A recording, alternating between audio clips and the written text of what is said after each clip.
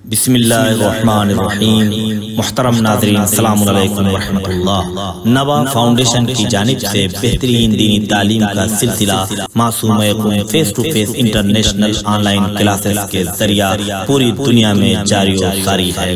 الحمدللہ بچے بڑے مرد و خواتین سب کے الگ الگ لیولز اور الگ الگ کورسز ہیں۔ چلڈرن کلاسز میں ایکسپرٹ ٹیچرز کے ذریعے اردو، عربک، احکام، ترجمہ قرآن، دینیات، تجوید، قرات قرآن، حفظ، اخلاق، دعا اور خطابت سکھائی جاتی ہے۔ بڑے لوگوں کے لیے کلاسز میں تجوید قرآن، نہج البلاغہ، حسن تلاوت، ترجمہ و تفسیر قرآن، احکام، عقائد، خطابت، دعا اور تاریخ جیسے اہم موضوعات کی تعلیم دی جاتی ہے۔ سارے سرٹیفکیٹ المصطفیٰ انٹرنیشنل یونیورسٹی کی جانب سے دیے جاتے ہیں۔ رجسٹریشن کے لیے 15 اپریل سے 10 مئی 2021 تک ادارے سے رابطہ کر کے ایڈمیشن فارم حاصل کر لیں۔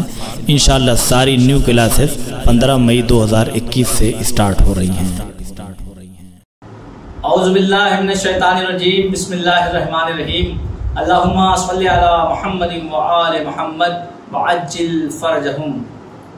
ناظرین اکرام السلام علیکم، آپ کا خیر مقدم کرتے ہیں حوزہ معصوم یقوم نبا فاؤنڈیشن کی جانب سے منعقد کیے گئے نبا انٹرنیشنل کوئز کمپٹیشن میں آپ سب کا بہت بہت استقبال ہے۔ جیسا کہ حضرات ناظرین اکرام آپ سب کو پتہ ہے کہ جو ہمارا پہلا ایپیسوڈ تھا وہ تجوید قرآن کے سلسلے میں تھا، لہٰذا اب ہم اس مراحل میں داخل ہو گئے ہیں، اپنے اختتام کی منزل پہ دھیرے دھیرے سفر کر رہے ہیں، اور آج جو ہمارا پہلا ایپیسوڈ ہے تفسیر قرآن کے حوالے سے ہے۔ لہذا کچھ سوال لے کے ہم حاضر ہوئے ہیں، اور ہمارے ساتھ آج اسٹوڈیو میں موجود ہیں حجت الاسلام علی جناب مولانا سید وقار حیدر صاحب قبلہ۔ چلیے ان کی بارگاہ میں سوال لے کے چلتے ہیں۔ قبلہ السلام علیکم ورحمۃ اللہ وبرکاتہ۔ علیکم السلام ورحمۃ اللہ وبرکاتہ۔ قبلہ جیسا کہ جب ہم لوگوں نے شروع کیا تھا تو تجوید قرآن کے سلسلے میں گفتگو ہوئی تھی، لہٰذا آج تفسیر قرآن کے حوالے سے، لہٰذا ہمارا سب سے پہلا آج کا سوال یہ کہ سورہ حمد کی خصوصیات کیا ہے، بیان فرمائیں۔ اعوذ باللہ من الشیطان الرجیم، بسم اللہ الرحمن الرحیم، وبہ نستعین، وہو خیر المعین، صلی اللہ علی محمد وآل بیتہ الطاہرین۔ محترم ناظرین السلام علیکم ورحمۃ اللہ وبرکاتہ۔ تجوید قرآن کے بعد پھر تفسیر قرآن بیان کرنے کا موقع نبا فاؤنڈیشن کی جانب سے میسر ہوا، شکر گزار ہیں نبا فاؤنڈیشن کے اور معصوم یقوم آن لائن کلاسز کے۔ سورہ سب سے پہلے میں یہ وضاحت کر دوں یہاں پر کہ جو ہم کون سے سورہ کی تفسیر بیان کریں گے اور اس کا مقصد کیا ہے، تو مختصر طور پر یہ سمجھ لیں کہ جو سورہ نماز میں عام طور پر پڑھا جاتا ہے جن سورتوں کو، انہی کی تفسیر بیان کی جائے گی، تاکہ جب ہمارے ناظرین اور جن لوگوں نے بھی ان کلاسز کو انجام دیا اور کیا ہے، تو وہ جب یہ سورہ پڑھیں مومنین تو ان کے ذہن میں اس سورہ کی کچھ خاص باتیں ضرور رہیں، کچھ معنی، مفہوم، مطلب، کچھ پوائنٹس رہیں کہ مطلب ہم جو پڑھ رہے ہیں نماز میں اس کا مطلب اور مقصد کیا ہے، یہ ہے مسئلہ اس کا۔ اب رہی بات کہ سورہ حمد، آج جو ہمارا پہلا ایپیسوڈ ہے وہ سورہ حمد کے بارے میں، چونکہ اسی کو سب سے پہلے پڑھا جاتا ہے ہر نماز میں تقریباً۔ سورہ حمد کی خصوصیات میں پہلی بات تو یہ بیان کر دوں کہ دیکھیں سورہ حمد کی تفسیر کا، کوئی چاہے کہ سورہ حمد کی تفسیر بیان کر دے تو شاید سالوں لگ جائیں، یعنی مومنین یعنی علماء کرام اگر بیان کریں گے تو 1 سال لگ سکتے ہیں۔ سورہ حمد کی جو باتیں لکھی ہوئی ہیں کتابوں میں، جو تفسیر اس کی ہے وہ تو پتہ نہیں کیا ہے، نہیں معلوم، لیکن جو لکھی ہوئی ہیں اگر اسے ایک عالم دین بھی جو تھوڑا بہت کتابوں کو پڑھنا جانتے ہیں اور وہ نکال سکتے ہیں تو ان کو 1 سال لگ جائے گا سورہ حمد کی، صرف سورہ حمد کی تفسیر بیان کرنے میں علماء کرام کو۔ اس کے اوپر تو جیسا کہ کسی نے آ کر، ایک بہت ہی اچھا واقعہ ہے، کبریت احمد میں صاحب کتاب لکھتے ہیں کہ کسی نے آ کے مولا علی علیہ السلام سے یہ سوال کیا کہ یہ بتائیے کہ جناب موسیٰ کی جو کتاب تھی توریت، اس کی جو شرح تھی اور اس کی جو تفسیر تھی وہ 40 اونٹوں کے اوپر رکھی جاتی تھی، 40 اونٹوں کے اوپر رکھی جاتی تھی ان کی کتاب کی شرح، تو آپ کے پاس جو ہے وہ تفسیر قرآن کا کیا علم ہے؟ مولا علی علیہ السلام نے مسکرا کے اس کی طرف دیکھا جو سوال کرنے کے لیے آیا تھا، اور کہا کہ خدا کی قسم اگر اللہ اور اس کا رسول اجازت دے، اگر اجازت دے اللہ اور اس کا رسول، تو ابو طالب کا بیٹا الحمد کے الف کی، صرف الحمد کے الف کی اتنی تفسیر بیان کرے گا کہ 40 اونٹوں کے اوپر رکھنا مشکل ہو جائے گا، صرف الحمد کے الف کی۔ تو یہ تو وہ ہے جو باب مدینۃ العلم ہے اور وہاں سے علم لے کر آئے ہیں۔ تو الغرض کہنے کا مطلب یہ ہے کیوں نہ ہو ایسا، چونکہ جو کچھ سورہ حمد میں ہے، جو کچھ پورے قرآن میں ہے، وہ سب کچھ سمٹ کر سورہ حمد میں ہے۔ تو جو اس کی خصوصیات ہے ان میں سے پہلی خصوصیت یہ ہے جو ناظرین کے لیے میں بیان کروں، سورہ حمد کی خصوصیات میں پہلی صفت یہ ہے کہ یہ وہ سورہ ہے کہ جس کا ہر نماز میں پڑھنا واجب ہے، جیسا کہ حدیث میں بھی موجود ہے مستدرک الوسائل میں کہ لا صلاۃ الا بفاتحۃ الکتاب، یعنی اگر فاتحۃ الکتاب سورہ فاتحہ نہ پڑھا جائے، الحمد نہ پڑھی جائے تو نماز ہی نہیں ہے۔ تو جب نماز میں اس سورت کا پڑھنا واجب ہے تو خود اس سورہ کو صحیح طریقے سے سیکھنا اور یاد کرنا اور سمجھ کر پڑھنا بھی انسان کے اوپر واجب ہے کہ صحیح پڑھ رہا ہے یا غلط پڑھ رہا ہے۔ تو صحیح پڑھنا بھی واجب ہے، اس کا علم سیکھنا بھی واجب ہے، چونکہ ہر نماز میں واجب ہے۔ ایک خصوصیت یہ ہوگی۔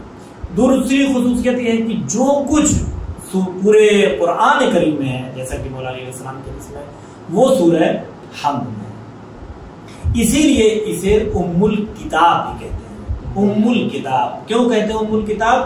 جو کچھ پورے قرآن میں ہے وہ سورہ حمد میں ہے۔ ماں وہ ہوتی ہے کہ جسے کہا جاتا ہے کہ یعنی مادر علم، یعنی جہاں سے علم نشو نما پیدا کرتا ہے، آگے بڑھتا ہے جہاں سے علم۔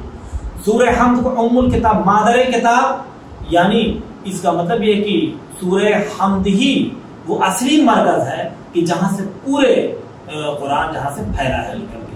تو چاہے یہ کہا جائے کہ پورے قرآن کو سمیٹے تو سورہ حمد بن جائے گا، اور چاہے تو یہ کہا جائے کہ سورہ حمد کو پھیلایا جائے تو پورا قرآن بن جائے گا۔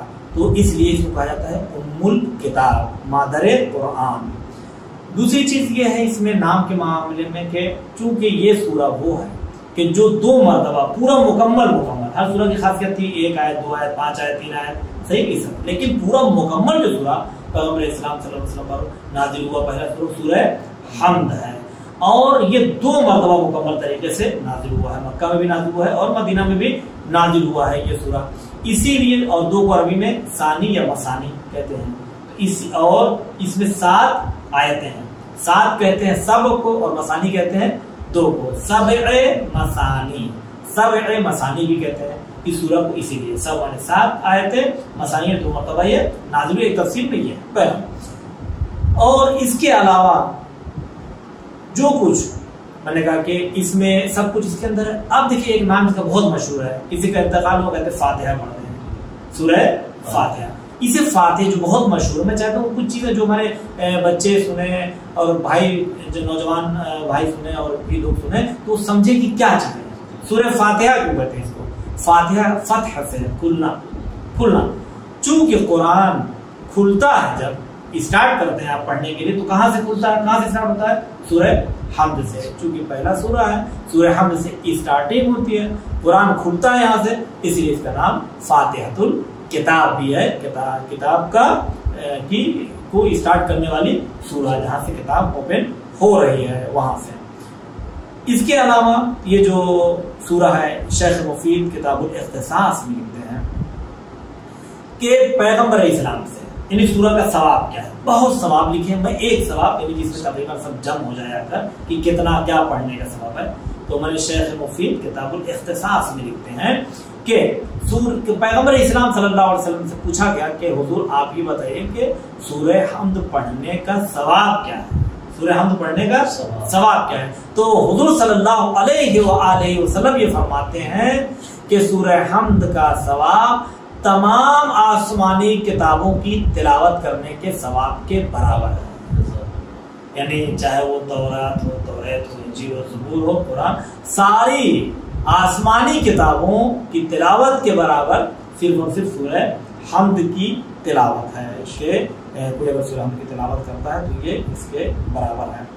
آخری خصوصیت جو ہے وہ یہ ہے کہ شیطان 4 مرتبہ شیطان نے نالہ و فریاد کیا ہے. یعنی ایک مرتبہ ہوتا ہے جسے یعنی بے تحاشا رونا، گریہ و زاری، چیخ کے رونا. تو شیطان نے نالہ و شیمن اور چیخ کے رویا ہے 4 مقامات. پہلی جگہ کیا تھی شیطان کے رونے کی کہ جب وہ راندے درگاہ الہی ہوا، جب اللہ کی بارگاہ سے نکالا گیا کہ مطلب فخرج تو یہاں سے نکل جائے. تو ایک مرتبہ کیا جب وہ لعنتی قرار پایا یعنی اللہ کی درگاہ سے نکلا، لیکن ابھی اسی فضا اور ہوا میں تھا. دوسری مرتبہ کب رویا چیخ مار کے شیطان جب جنت سے زمین کی طرف اس کو بھیجا گیا کہ اب ایسی اس کی پرواز یہاں سے ختم ہو گئی. تیسری جگہ کہ جہاں پر شیطان چیخ مار کر رویا وہ بعثت پیغمبر صلی اللہ علیہ وآلہ وسلم. نبی جب مبعوث برسالت ہوئے تو شیطان نے چیخ ماری اور گریہ کیا. اور چوتھی جگہ دیکھیے کیا ہے سورہ میں، چوتھی جگہ کہ جب شیطان نے چیخ ماری اور چیخ مار کے رویا ہے شیطان بے تحاشا، وہ نزول سورہ حمد ہے. جب سورہ حمد نازل ہوا اس کی آیتوں میں کیا چیز تھی کہ شیطان بھی بے تحاشا گریہ و زاری میں مشہور ہوئی. کچھ خصوصیات تھی جو سورہ حمد کی آپ کے سامنے بیان. جزاک اللہ، بہت عمدہ جواب قبلہ آپ نے دیا. ناظرین انشاءاللہ بہت خوش ہوں گے ان سارے سوالوں سے. لہٰذا ہم بڑھتے ہیں دوسرے سوال کی طرف. اور اب ہمارا دوسرا سوال ہے، چونکہ سورہ حمد کی بات چل رہی ہے تو سورہ الحمد کا آسان لفظوں میں مختصر ترجمہ بیان فرمائیں. ہاں دیکھیں، چونکہ ترجمہ تو عام طور پہ مل جائے گا اور ہے بھی ہر گھر میں.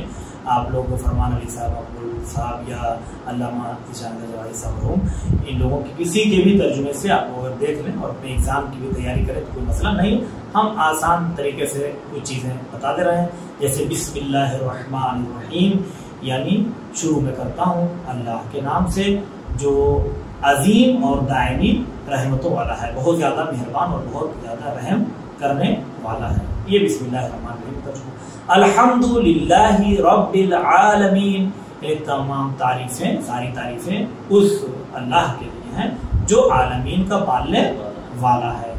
الرحمن الرحیم، الرحمن الرحیم جو بہت زیادہ رحم کرنے والا ہے اور عظیم رحمتوں والا ہے، بہت بڑا مہربان ہے، بہت زیادہ رحم کرنے والا ہے. اور اسی طرح سے مالک یوم الدین کا ترجمہ مثلا کہ جو روز جزا کا مالک ہے، مالک روز جزا ہے. اور ایک طرح سے ایاک نعبد و ایاک نستعین، یعنی ہم صرف اور صرف تیری ہی عبادت کرتے ہیں. ایاک نعبد و ایاک نستعین یعنی صرف اور صرف تجھ سے ہی مدد چاہتے ہیں، صرف اور صرف اللہ سے ہی مدد چاہتے ہیں.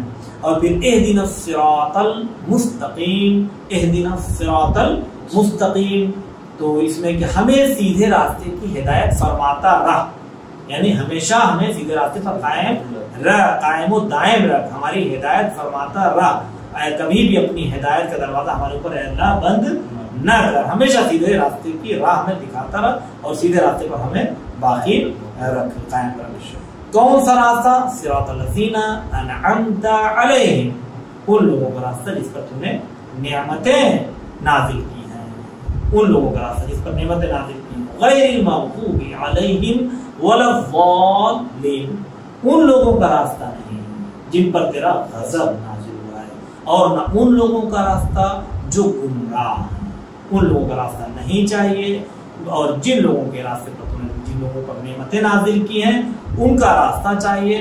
اور چونکہ تفسیر کی بات ہے تو میں صرف اشارہ کر دوں، چونکہ آگے پتہ نہیں بات آ پائے نہ آ پائے، کہ یہاں پر مراد جو ہے انعمت پہنچ جاتا ہے وہاں پر الیوم اکملت لکم دینکم واتممت علیکم نعمتی، جن پر نعمتیں نازل ہوئی وہ اہل بیت علیہ السلام کا راستہ ہے، جن پر غضب نازل ہوا وہ دشمنان اہل بیت علیہ السلام کا راستہ ہے. مختصر سا ترجمہ.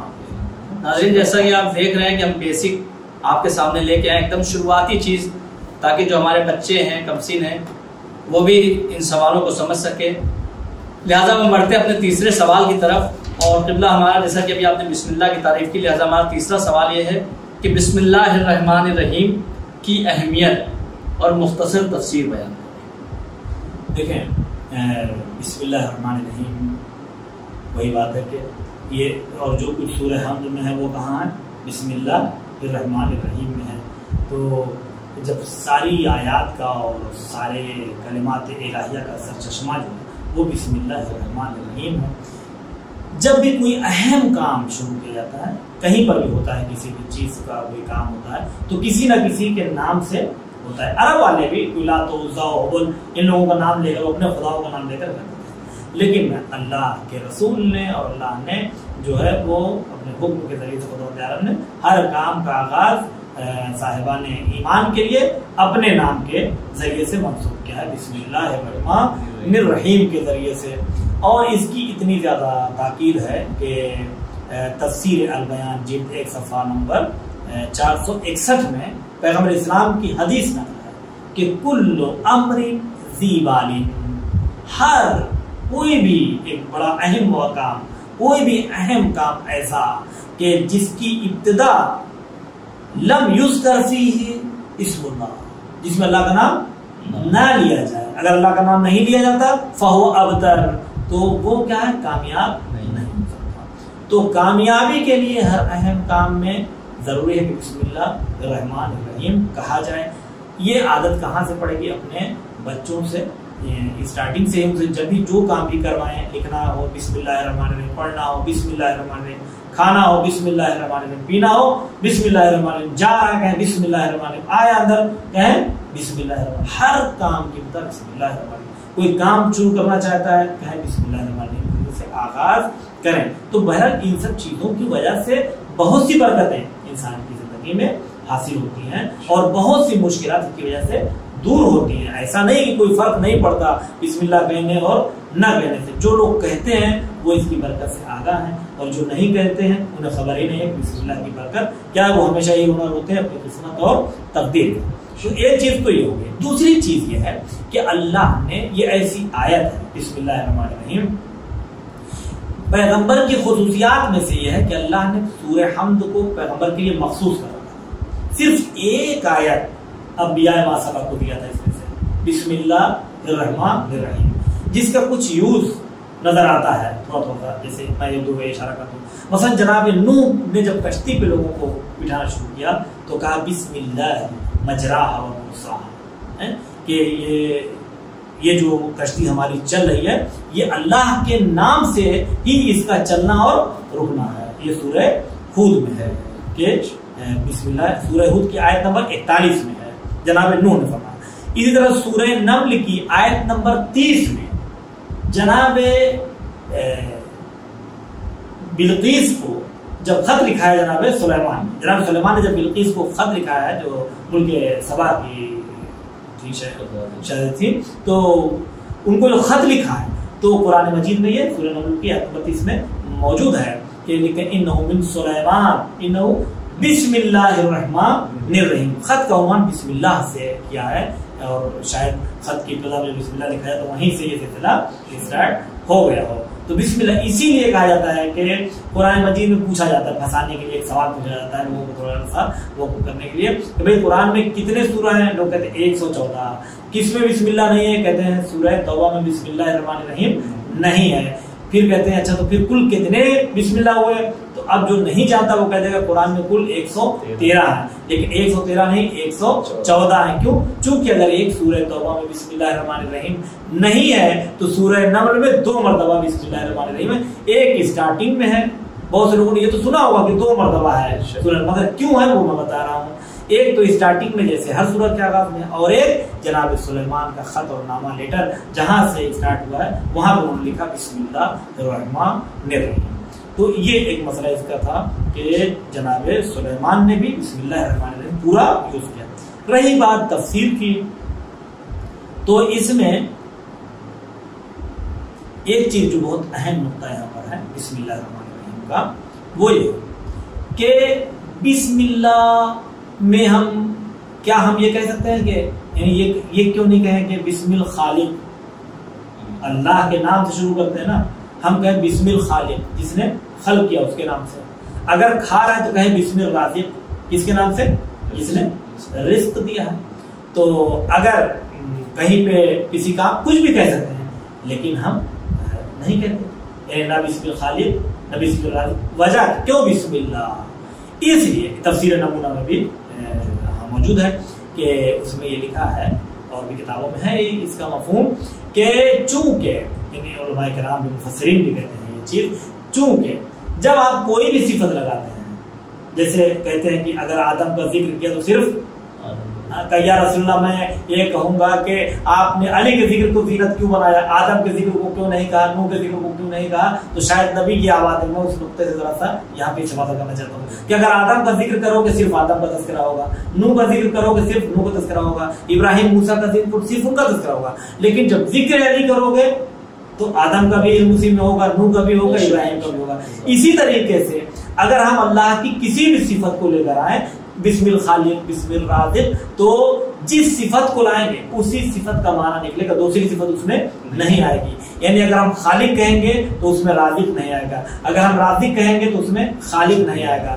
رازق کہیں گے تو اس میں مالک نہیں آئے گا، اس میں باسط نہیں آئے گا، اس میں رحیم نہیں آئے گا، اس میں رحمان نہیں آئے گا۔ لیکن جب اللہ ہم کہیں گے تو اللہ وہ نام ہے اللہ کا کہ جس میں خدا کے سارے اسماء، یعنی جتنے بھی نام اللہ کے وہ اور جتنے صفات ہیں اللہ کے وہ سب اس لفظ اللہ میں سمٹے ہوئے ہیں۔ یعنی اگر آپ نے کہا اللہ کے نام سے شروع کرتا ہوں، رحم کی ضرورت ہے تو اس میں صفت رحمانیت بھی موجود ہے، رزق کے لیے نکل رہے ہیں تو صفت رزاقیت بھی موجود ہے، اور کسی بھی کام کے لیے نکل رہے ہیں تو جتنے بھی صفات ہیں پروردگار کے سب اس لفظ اللہ کے اندر موجود ہیں، لہذا تمام جامع صفات کمالیہ اور جمالیہ ہیں۔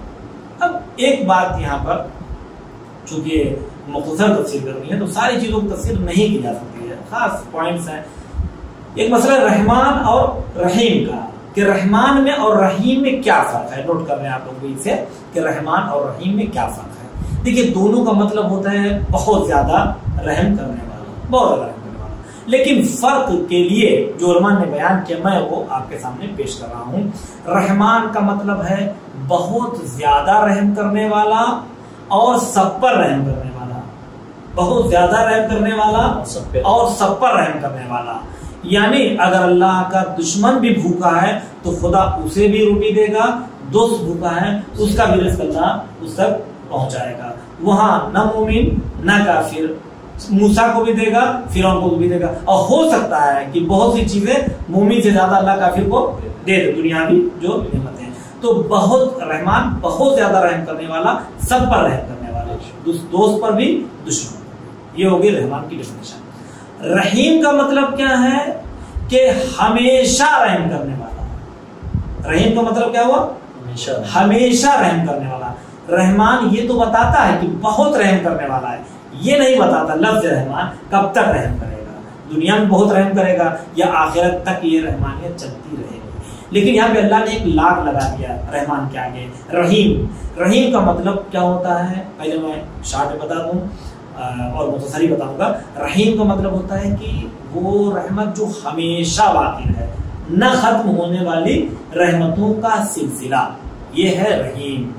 ایک چیز، دوسرا مسئلہ رحیم میں کیا ہے کہ سب پر رحم نہیں، صرف مومنین پر رحم، صرف وہ رحمت جو خاص ہے اللہ کے خاص بندوں سے، مثلا جنت کی نعمتیں، کوثر کی نعمتیں، سلسبیل کی نعمتیں، وہاں کی جو ساری رحمتیں وہ کس سے ہیں؟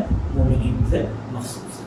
یہ مختصر جو بسم اللہ الرحمن الرحیم کا مختصر بہت سمیٹ کے کیا جا سکتا تو وہ میں نے ناظرین کی خدمت میں پیش کیا۔ ناظرین انشاءاللہ محظوظ ہوں گے سوالوں کے جواب سن کے، لہٰذا ہم بڑھتے اپنے چوتھے سوال کی طرف۔ اور جیسا کہ ابھی سورہ حمد پہ بات چل رہی، سورہ الحمد پہ، تو ہم کہتے ہیں جب بھی ہم شروع کرتے ہیں اپنا کوئی بھی کام یا کوئی پروگرام، محفل، مجلس، تو آپ دیکھتے ہوں گے کہ تلاوت قرآن پاک سے کیا جاتا ہے۔ اس میں کہا جاتا ہے کہ تمام ہم اس خالق کائنات کے لیے، اس مالک موت و حیات کے لیے ہے۔ لیکن ہم شکر اور ایک لفظ آتا ہے جسے کہتے ہیں مد، لیکن جب مد کی بات ہوتی ہے تو ہم کہتے ہیں مدح اہل بیت، مدح امام علی علیہ السلام، مدح امام زمان علیہ السلام۔ تو قبلہ ہمارا سوال آج کا یہ ہے کہ ہم مد اور شکر کی وضاحت فرمائیں۔ ہاں یہ بہت اچھا، بہت قیمتی سوال ہے یہ، اور بہت سے لوگ اس کو نہیں سمجھ پاتے ہیں کہ حمد اور مدح میں کیا فرق ہے اور شکر میں کیا فرق ہے۔ پہلے میں شکر کو الگ کروں گا اور حمد اور مدح کو ایک معنی میں کر کے پھر ان دونوں کے فرق کو بتاؤں گا۔ پہلے یہ سمجھ لیں کہ شکر کسے کہتے ہیں؟ شکر کہتے ہیں اس کو جو کسی نعمت کے مقابلے میں ادا کیا جائے، کہا جائے۔ شکر کیا جاتا ہے کب؟ کسی نعمت کے مقابلے میں کچھ ملتا ہے تو انسان کیا کہتا ہے؟ شکر۔ لیکن آپ کسی اچھے کو دیکھ کر اس کا شکریہ ادا کریں گے؟ کسی خوبصورت انسان کو دیکھا، باقاعدہ اچھے انسان کو دیکھا تو آپ اس کا نہیں شکریہ ادا کریں گے، بھائی آپ کا بہت شکریہ کہ آپ بہت خوبصورت ہیں، بہت اچھے ہیں، آپ کا بہت شکریہ، بہت اچھے خاندان میں پیدا ہوا۔ ہاں وہ ادا کرے گا اللہ کا شکر کہ اللہ کا شکر ہے اس نے مجھے اچھا پیدا کیا، اچھا بنایا۔ شکر ادا ہوتا ہے نعمت کے مقابلے، شکر کیا جاتا ہے۔ حمد اور مدح یہ فضیلت کے مقابلے میں، اگر سامنے والے کے اندر کوئی فضیلت موجود ہے تو یا تو اس کی حمد ہوتی ہے یا اس کی مدح ہوتی ہے، ٹھیک۔ تو ابھی ہم نے شکر کو صرف یہ الگ کیا کہ شکر کسے کہتے ہیں؟ شکر کہتے ہیں کسی نعمت کے مقابلے میں جو کلمات کہے جائیں، جو عمل انجام دیا جائے، تو شکر ہوتا ہے نعمت کے مقابلے میں۔ حمد اور مدح جب شکر کے مقابلے میں دیکھا جائے تو حمد اور مدح کہتے ہیں فضیلت کے مقابلے میں۔ کسی کے اندر کمالات دیکھے تو آپ نے اس کی حمد کیا، یا کسی کے اندر کمالات دیکھے تو اس کی آپ نے مدح کیا۔ اللہ کے کمالات دیکھے تو اس کی حمد کیا، اہل بیت کی فضیلت اور فضائل اور کمالات دیکھے تو مدح کیا۔ اب یہاں پر سوال میں سے ایک سوال نکل رہا ہے کہ پھر اللہ کے لیے کیوں کہا جاتا ہے حمد اور اہل بیت علیہ السلام کے لیے کیوں کہا جاتا ہے مدح؟ مدحت اہل بیت، حمد الہی، مدح اہل بیت۔ اس میں فرق ہے کہ دونوں کا مطلب ہوتا ہے کسی کی فضیلت پر تعریف کرنا۔ حمد اور مدح دونوں کا مطلب کیا ہے؟ کسی کی فضیلت پر تعریف کرنا۔ حمد ایسی فضیلت پر تعریف کرنا کہ جو فضیلت اسے کسی اور سے نہیں ملی ہے، صرف اور صرف اس کی ذات کی وجہ سے ہے، کسی کی عطا کی ہوئی وہ فضیلت نہیں ہے، اور وہ ذات صرف اور صرف اللہ کی ہے کہ جس کے یہاں جتنے کمالات اور جتنے فضائل پائے جاتے ہیں وہ صرف اس کی ذات کی وجہ سے، کسی کا احسان کرم اور عطا نہیں ہے، لہذا اس کو کہا جاتا ہے حمد۔ حمد کسے کہا جائے گا؟ پھر وہ فضیلت جو کسی اور کی عطا کی ہوئی نہ ہو، اپنے ہی ذاتی کمال کا حصہ ہو، نہ کسی کی اس میں توفیق ہو، نہ کسی کی عطا ہو، نہ کسی کا کرم ہو، نہ کسی کی بخشش ہو، مستقل۔ مدح کسے کہتے ہیں؟ مدح کہتے ہیں ان فضائل کو، ایسی فضیلت کو اور ایسے کمالات کو کہ جو انسان میں ہیں تو، لیکن مستقل اپنی وجہ سے نہیں بلکہ کسی کی عطا کی ہوئی ہے وہ فضیلتیں۔ جیسے اہل بیت علیہ السلام کے اندر جتنی فضیلتیں ہیں وہ ایسا نہیں ہے کہ خود ان کی ذات کی وجہ سے ہیں، بلکہ وہ سب کہاں سے ملی ہیں؟ خداوند عالم کی طرف سے۔ اللہ نے ساری فضیلتیں انہیں دے کر بھیجا ہے، اللہ نے ان کی ذات میں سارے کمالات کو، انہوں نے اپنے سے اپنی ذات میں سارے کمالات نہیں رکھے ہیں، بلکہ اللہ نے انہیں مبارک بنایا، اللہ نے انہیں علم دے کر بھیجا، اللہ نے انہیں ایسا بنا کر بھیجا کہ دنیا میں ایسے یہ باکمال رہے ہیں۔ یہ رہا اس کا خلاصہ۔ تو ناظرین، جیسا کہ آپ جواب سے مطمئن ہوں گے، لہٰذا ہم بڑھتے ہیں اپنے پانچویں اور آخری سوال کی طرف۔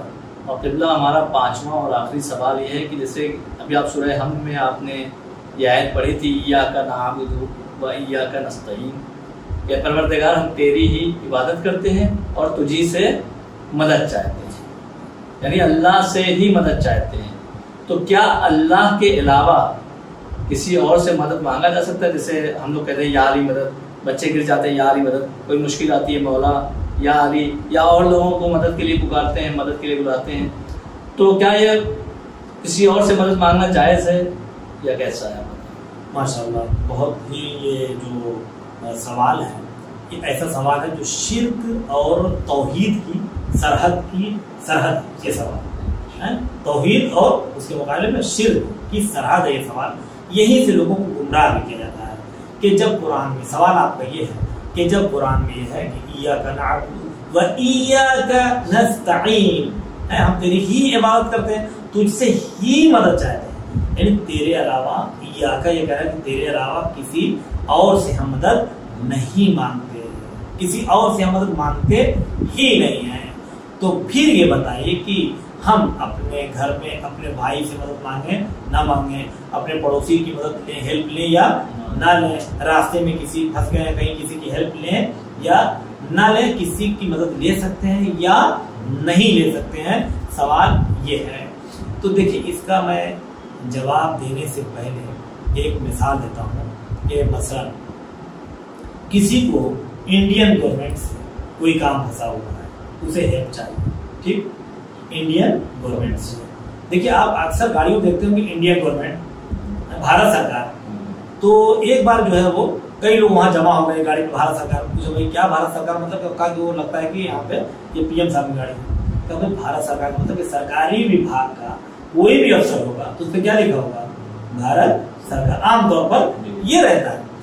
اب یہ کام کسی کا انڈین گورنمنٹ سے پھنسا ہوا کروانا ہے اس کو، ٹھیک، کسی دوسرے ملک میں ہے، کوئی کہیں پر ہے، تو وہ ہیلپ لے رہا ہے۔ اب وہ چاہے سرکار کر دے، چاہے وہ ڈی ایم کو آرڈر کرے وہ کر دے، چاہے وہ سی ایم کا پی ایم کوئی بھی کر دے، مانا یہ جائے گا کہ بھارت سرکار نے مدد کیا ہے۔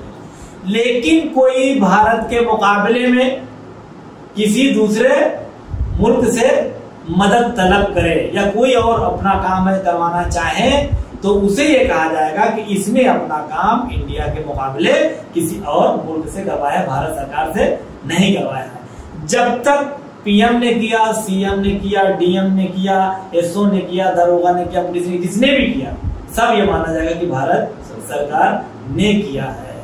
سمجھ رہے بات؟ یہی مسئلہ یہاں پر بھی ہے۔ اللہ سے اور اللہ کے بنائے ہوئے کسی بھی وسیلے سے جس سے اللہ راضی ہو یا جس کے لیے اللہ نے اجازت دیا ہو، ان سے ہیلپ لینا اور مدد لینا یہی عین توحید ہے۔ اور اگر کوئی ہر جگہ بیٹھا ہوا صرف اللہ اللہ کرے کہ تیری ہی مدد چاہیے، یہ شخص احمق کہا جائے گا، یہ شخص دیوانہ کہا جائے گا۔ اور اللہ نے اس طرح کی ہیلپ سے منع کیا ہے کہ چارپائی پہ بیٹھے ہوئے، کرسی پہ بیٹھے ہوئے خالی اے اللہ مجھے کھانا دے دے، اے اللہ مجھے پینا دے دے، اے اللہ مجھے یہ دے دے اور وہ دے دے، یہ سب نہیں ہوتا ہے، آپ کو نکلنا پڑے گا باہر۔ ٹھیک، تو کل ملا کر بات یہاں پر یہ ہوئی خلاصہ کہ اللہ اور اس کے بنائے ہوئے اولیاء و انبیاء یا مخلوقات الہی جو کہ خدا کے مقابلے میں نہیں ہیں، جو خدا کے مقابلے میں نہیں ہے اور اللہ راضی ہے ان سے، اللہ کی مرضی کے اعتبار سے ہم چل رہے تو کسی سے بھی ہیلپ لے سکتے ہیں۔ لیکن اگر کسی سے ہم اللہ کے مقابلے میں ہیلپ لیتے ہیں، مثلا کوئی خدائی کا دعویٰ کرتا ہے یا کسی کو ہم خدا سمجھ کر اگر اس سے مدد مانگ رہے ہیں اللہ کے مقابلے میں، اسے کہا جائے گا یہ شرک ہے، یہ کفر ہے۔ کوئی جناب ابراہیم کو چھوڑ کر اگر کوئی جناب ابراہیم سے ہیلپ مانگ رہا ہو، اس وقت جناب ابراہیم کی پناہ میں آ جائے تو وہ اللہ کی پناہ میں آ گیا۔ لیکن کوئی اگر وہ جناب ابراہیم کو چھوڑ کے نمرود کی بارگاہ میں جاتا ہے تو پھر وہ نہیں مانا جائے کہ وہ الہی جو دائرہ ہے ہیلپ کا اسے وہ باہر نکل چکا ہے۔ تو کہنے کا مطلب یہ ہے کہ اللہ سے مدد مانگنا یا اللہ نے جن وسیلوں کو خلق کیا ہے اور جن کی مدد سے وہ راضی ہے ان سے مدد مانگنے میں کوئی مسئلہ نہیں، ان کے وسائل جو اللہ نے وسائل بنائے ان ہر وسیلے سے ہیلپ لینا جائز ہے۔ تو تجھ سے ہی مدد چاہتے ہیں، یعنی اگر ہم کسی سے بھی، چونکہ اللہ نے سب کو وسیلہ بنایا تو سب میں یہی ہمیں سوچے، جیسے ہر تعریف دیکھیں الحمد چلانا، الحمد للہ رب العالمین، خوبصورتی کی تعریف کیا یہ اللہ کی تعریف ہے، کسی کے علم کی تعریف کیا یہ بھی کس کی تعریف ہے، اللہ کی۔ کیوں؟ چونکہ سب کا سر چشمہ کہاں پہنچتا ہے، خدا تک پہنچتا ہے۔ اسی طرح سے اگر آپ کی ہیلپ کسی ڈاکٹر نے کیا تو یہ ہیلپ بھی کس کی ہیلپ ہے، یہ ذہن میں رہنا چاہیے انسان کے، یہ ہیلپ اللہ کی ہیلپ ہے۔ کسی اور شخص نے آپ کی مدد کہیں پر کر دیا تو اب یہ نہ سوچیں کہ اللہ نے تو ہماری مدد نہیں کیا، اس نے ہماری مدد کر دیا۔ ہر مدد جب تک آپ کے ذہن میں یہ چلے کہ یہ ساری مدد اللہ کی مدد ہے، جب تک وہ سب کے سب اللہ کی ہی مدد مانی جائے گی۔ انشاءاللہ تعالی جواب مجھے لگتا ہے کہ جزاک اللہ۔ جیسا کہ ناظرین آپ نے دیکھا قرآن اور حدیث کے حوالے سے سوالوں کے جواب مکمل ہو گئے، لہٰذا آج ہمارا وقت یہیں پہ تمام ہوتا ہے۔ تب تک کے لیے اپنا خیال رکھیں، پھر ملاقات ہوگی انشاءاللہ ایک نیکسٹ ایپیسوڈ میں۔ تب تک کے لیے ہمیں اجازت دیجیے، خدا حافظ، السلام علیکم ورحمۃ اللہ وبرکاتہ۔ بسم اللہ الرحمن الرحیم۔ محترم ناظرین السلام علیکم ورحمۃ اللہ۔ نوا فاؤنڈیشن کی جانب سے بہترین دینی تعلیم کا سلسلہ معصوم یقوم face to face international online classes کے ذریعہ پوری دنیا میں جاری و ساری ہے۔ الحمدللہ بچے بڑے مرد و خواتین سب کے الگ الگ لیولز اور الگ الگ کورسز ہیں۔ چلڈرن کلاسز میں ایکسپرٹ ٹیچرز کے ذریعے اردو، عربک، احکام، ترجمہ قرآن، دینیات، تجوید، قرات قرآن، حفظ، اخلاق، دعا اور خطابت سکھائی جاتی ہے۔ بڑے لوگوں کے لیے کلاسز میں تجوید قرآن، نہج البلاغہ، حسن تلاوت، ترجمہ و تفسیر قرآن، احکام، عقائد، خطابت، دعا اور تاریخ جیسے اہم موضوعات کی تعلیم دی جاتی ہے۔ سارے سرٹیفکیٹ المصطفیٰ انٹرنیشنل یونیورسٹی کی جانب سے دیے جاتے ہیں۔ رجسٹریشن کے لیے 15 اپریل سے 10 مئی 2021 تک ادارے سے رابطہ کر کے ایڈمیشن فارم حاصل کر لیں۔ انشاءاللہ ساری نیو کلاسز 15 مئی 2021 سے اسٹارٹ ہو رہی ہیں۔